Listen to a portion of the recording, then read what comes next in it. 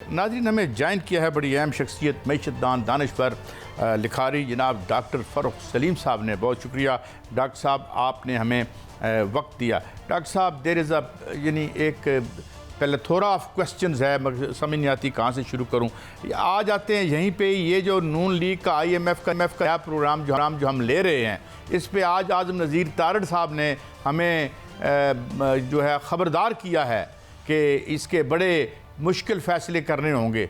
तो मैं आपसे सवाल ये करना चाहता हूँ कि मुश्किल फ़ैसला तो वो है कि अगर इस मुल्क की इशराफी अपने आप को टैक्स करे, ये तो बड़ा आसान फ़ैसला है, आपकी और मेरी जेब पे डाका डाल दें पेट्रोल की कीमत बढ़ा के। तो यही होने जा रहा है डॉक्टर साहब।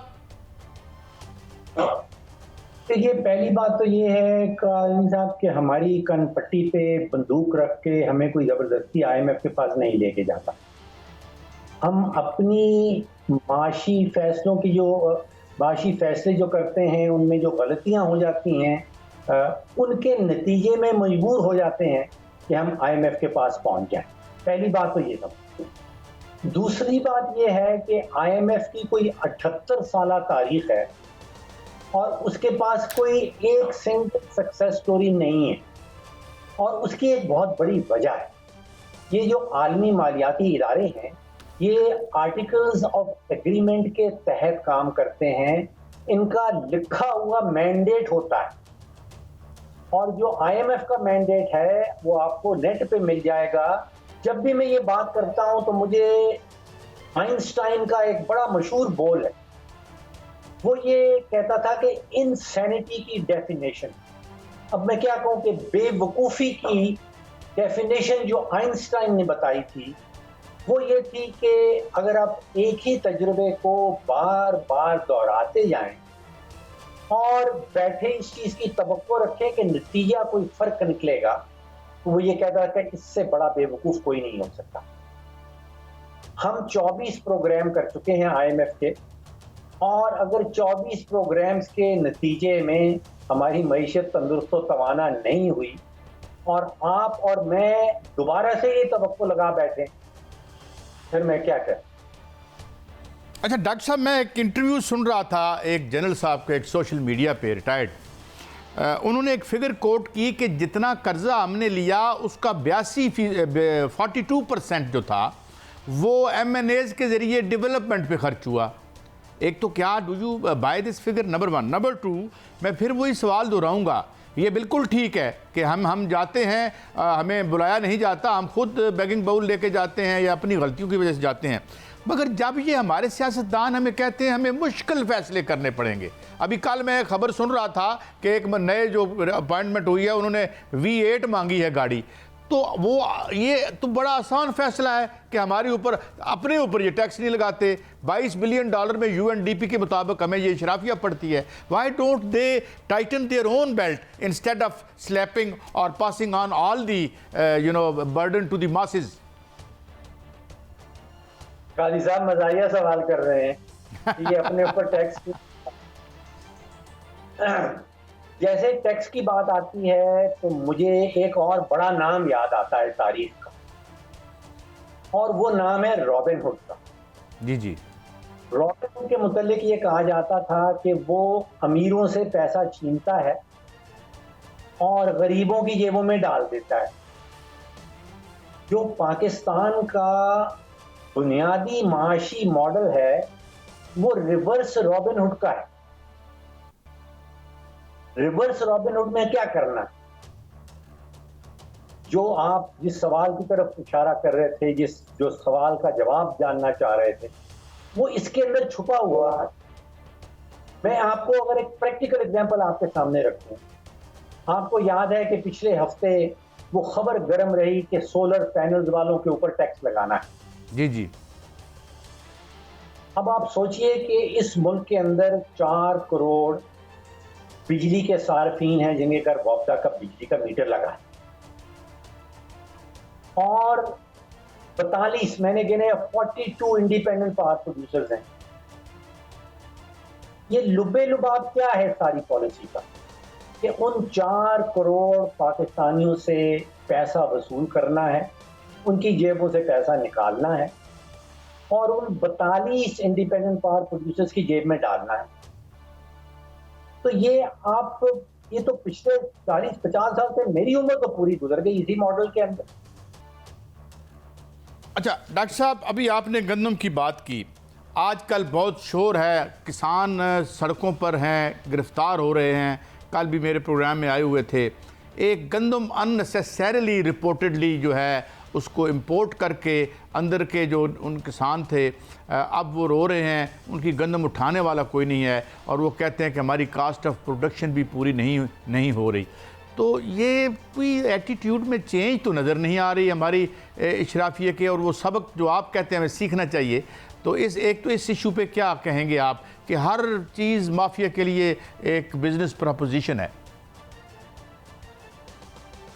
जो सवाल आपने पूछा उसमें आपको रॉबिनहुड याद आया या नहीं?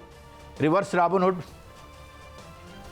रिवर्स रॉबिनहुड याद आता है लेकिन जी प्लीज़ बात करें। 7.5 करोड़ की लेबर फोर्स है इस मुल्क के अंदर और उसमें से 50% जो है वो ज़राअत है। आप अंदाजा कीजिए कि ये कहानी सितंबर 2023 से जनवरी 2024 कोई $650 मिलियन खजाने से निकाल के हमने इसकी गंदम खरीदी, जबकि पता था कि गंदम की बम्पर क्रॉप आ रही है। इतना सिंपल हल है इस खेल का, और हल ये है कि हुकूमत को गंदम की फसल से बाहर निकालना है। हुकूमत का काम हुक्मरानी करना है, उसका काम गंदम की फसल खरीदना नहीं है, उसका काम गंदम की फसल की सपोर्ट प्राइस फिक्स करना नहीं है। आप यकीन कीजिए कि चीन जैसे मुल्क ने सेंट्रल प्लानिंग को बैन कर दिया था आज से 30 साल पहले। इंडिया के अंदर 2014 में प्लानिंग कमीशन बंद कर दिया गया। वियतनाम में, ताइवान, ये सेंट्रल प्लानिंग फेल हो चुकी है। खुदाया कब सबक सीखेंगे? हमने एक इदारा बना रखा है, उसको हम कहते हैं पास्को। वो गंदम खरीदता है। स्टेट बैंक की आज की बैलेंस शीट खोल के देखे, उसके ऊपर 1000 अरब रुपए का कर्जा उसने ले लिया है। और अगर थोड़ा सा टाइम काजी साहब आपके पास हो तो मैं एक चूहों की कहानी आपके सामने रखना चाहता हूं। एक हुकूमत का बहुत बड़ा गोदाम जिसमें 5 लाख टन हुकूमत ने गंदम खरीद के रखी। जब बोरियां खोली गई थी तो गंदम गायब थी, और उसका जवाब ये मिला था कि गंदम चूहे खा गए। आप अंदाजा कीजिए, मैंने हिसाब लगाना शुरू किया कि एक चूहा मैक्सिमम 2 ग्राम, अगर बहुत मोटा चूहा है तो 3 ग्राम गंदम रोजाना की खाता है। 5 लाख टन गंदम खाने के लिए 2.5 करोड़ चूहा चाहिए, जो अगले 4 से 5 साल कोई काम ना करे सिवाय गंदम खाने के, तो फिर वो गंदम खत्म हो। तो ये मेरे ख्याल में कोई और किस्म के चूहे थे जो इसको खा गए। अच्छा डॉक्टर साहब, इसमें मैंने कल थोड़े से कंपैरिजन लिया था। आप बिल्कुल ठीक कहते हैं, सेंट्रल प्लानिंग नहीं होनी चाहिए, मगर मुझे एक किसान रहनुमा ने बताया कि वहाँ गालबन 400 रुपया की मिल रही है खाद, इधर 5500 की मिल रही है। उधर बिजली फ्री दी हुई है उन्होंने और सब्सिडी देते हैं उनको। वहाँ पे जो है वो सीड्स भी सब्सिडाइज्ड हैं, वहाँ पे और भी बहुत कुछ है। और यहाँ तो ये यानी बोदुल मशरिकैन लगता है अगर हम इधर का किसान और इंडिया के किसान को कंपेयर करें, और फिर उनकी प्रोड्यूस 60 बनती है एकड़ में और हमारी 30 है।